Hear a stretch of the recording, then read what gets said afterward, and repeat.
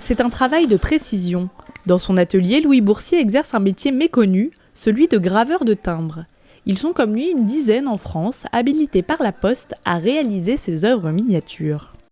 On reçoit des petits blocs d'acier dans lesquels on va couper le métal avec un burin. Voilà, c'est un outil rudimentaire qui existe depuis le XIIe siècle et on vient créer des sillons en suivant un dessin à la surface de la plaque d'acier. Ce sont ces sillons, les creux de la gravure qui seront remplis d'encre afin d'imprimer les timbres. Cette technique, aussi utilisée pour les billets de banque, rend les timbres quasiment infalsifiables. Il faudrait un très bon graveur car à cette échelle, le moindre trait compte. Pour un portrait, le moindre trait peut changer l'expression de la personne.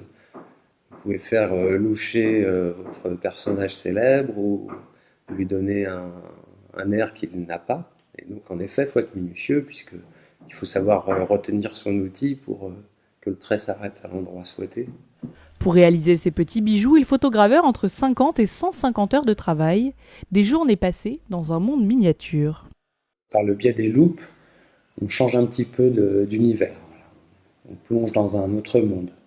Je prendrai comme exemple très concret le fait que si vous mettez un coup de burin sur un morceau d'acier, à l'œil nu, l'acier vous semble dur, et sous la loupe, par le jeu des grossissements en fait, ça vous semble être un matériau mou.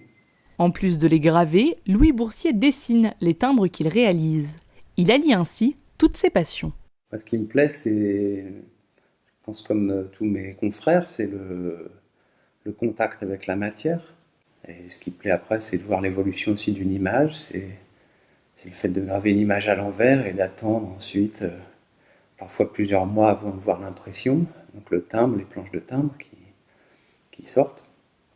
C'est le plaisir de dessiner, de composer, et puis voilà, de pratiquer un métier exigeant, mais qui est gratifiant aussi. Un métier qui n'est pas près de disparaître, la Poste reçoit chaque année plus de 1200 demandes de nouveaux timbres.